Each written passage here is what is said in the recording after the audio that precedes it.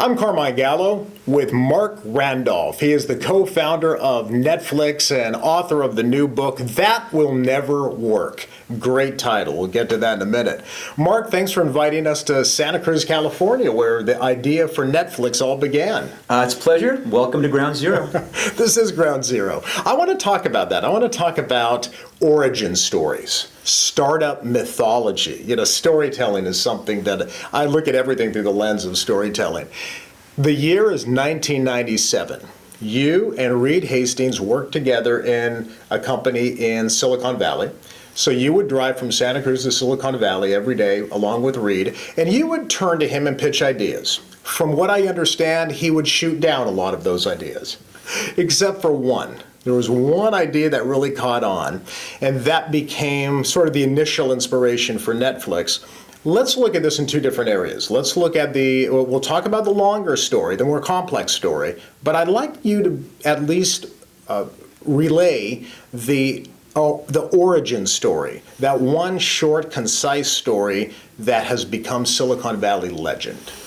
Well, it's great that you're kind of asking for the two versions here, because it is this truth that when someone says, where did this idea come from, and you launch into this 10-minute version, you can see their eyes glazing over. Mm-hmm. So pretty quickly, Reed and I kind of narrowed in on the apocryphal story that it came from a late fee on a movie, that Reed had a $40 late fee on Apollo 13, I guess it was, and boom, instantaneously the idea for Netflix was born.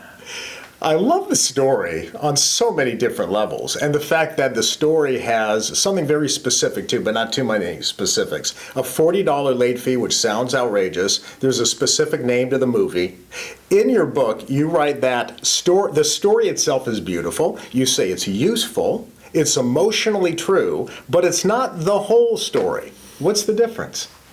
Well, the thing is that ideas and companies have a very complicated patrimony.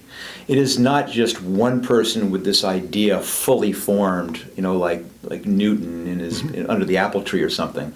There's a lot of contributors. Yes, one person may have had a late fee, but someone else may have spent a whole career in direct marketing. Someone else understands subscriptions. Someone else knows algorithms. But it's when you combine all those things that these ideas come forth that become a company. But as we've said, it's a mouthful. And so you want something which is emotionally true. You want people to all have an aligned compass. You want them all to be able to make independent decisions about, is this right for the company or wrong for the company? You want the customers to know, would Netflix do that? And having these simple emotional stories is hugely helpful. And the Apollo 13 is perfect. It understands in one sentence, this is a company about making video rental work better. And that's a pretty powerful emotional brand for a company. I thought it was interesting in the book because you say very specifically that the $40 late fee kind of served as a debate point, a talking point, but it's not the whole story. And yet, it's a good, true, useful story. You say, is it a lie? No. He did get dinged $40 for a late fee.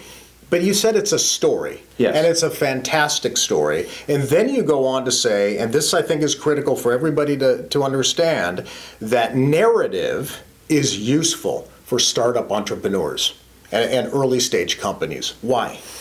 I'm trying to get people aligned. I want to give people a reason to come to work and understand, what are we trying to accomplish here? And if it's something vacuous, like it's all about getting to an IPO, who wants to go to work for that? But if you can, in a nutshell, make people feel they're making people's lives better, they're making it easier for them to see the entertainment they want to see, they understand what the purpose is. And I think that's the narrative that I'm trying to get. And it works for customers too. They immediately understand these things. Reed uses that story quite a bit. Yeah. I mean, the thing is, when you want someone to understand what goes into really building a company, when I want an entrepreneur to understand that it is not just boom, done, perfectly formed, well then you write a book. And then you have 350 pages to tell that story. But a lot of the times, $40 late fee can be useful. Speaking of the stories in your 300-page book, the one story that seems to be getting the most attention, and I have to admit I love it too, is the story of Blockbuster. The year is 2000, a year and a half or 2 years after you and Reed launched the company.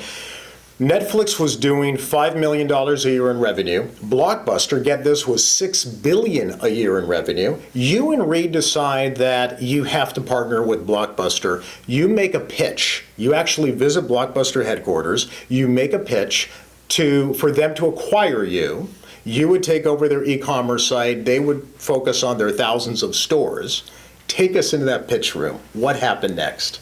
So there was a number of things that were crazy about this circumstance. I mean, the big one was that we were at a corporate retreat, so neither Reed nor I had anything but resort wear. And all of a sudden we find ourselves in Dallas, Texas, in this 27th-story glass and steel skyscraper in this massive conference room, in our shorts and our flip-flops. They're all buttoned up. And of course the Blockbuster folks come in and buttoned up. So you can almost visually understand this tiny little gnat of a startup and the big successful, somewhat stodgy corporate enterprise. And it set this up from the beginning that way. And this was also the year 2000, as you mentioned, which was the very, very end of the dot-com bubble collapsing. So a dot-com company, I mean, how pathetic is that? And of course, when we pitched them for $50 million to buy our startup, they thought it was ludicrous. I mean, they all but laughed at us. And it's a really interesting story to tell, not just because of the vividness of this conflict between the tiny company and the big one, but because it says two different things to two different audiences. Because what it tells someone who's in a startup, it says, wow, anything is possible. That even a company who is deeply in debt, at the very end of the dot-com bubble collapse, with no experience in video, can eventually prevail over the $6 billion category leader. Mm-hmm. But it's interesting that for the people who work in a large company, there's a very different message. Because for them it says that your size and your dominance is not forever, that you're vulnerable. You use that story quite a bit in your keynotes, and people in interviews that I've seen about your book like to hear that story. It's a delicious story on so many levels, and it is a David and Goliath story. Stories never get old, by the way. We've talked about this. Stories don't get old. They just kind of take on a different form. Well, there is something, as we both know, about how storytelling can make people feel certain ways. They touch certain nerves, and that story does. People see themselves in it. They cast themselves into different characters depending on their circumstance. Mark, tell me how this skill to be a good writer, this is one of the better business books that I've read since Shoe Dog. It reads like a novel. It's very good. How did you get to be such a good writer and also a public speaker? You think through the type of stories that you're going to tell and what they mean for those audiences.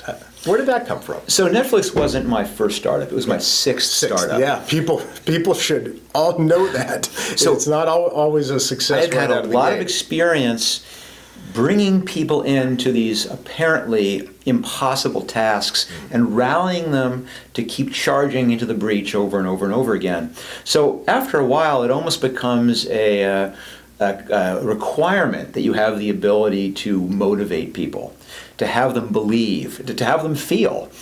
And so I've been practicing, you might say this, for 40 years at being a good speaker. And the same thing goes for writing. As a marketing person, I've been writing, and writing persuasively, again, for my entire career.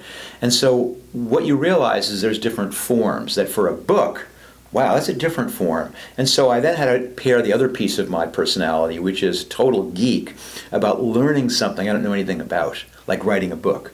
And the same thing for the keynote speaking that I do. It's realizing that I have an hour, or I have 45 minutes, or I have in a TED Talk 15 minutes, and I've got to get some points across, but more importantly, I've got to make people feel. I've got to align their compass in a certain way. And that's a fascinating and bottomless skill. For someone like yourself who has studied public speaking, writing, making people feel through story, what is the role that public speaking and communication skills play in the life of an early stage startup or any entrepreneur who's watching or reading this?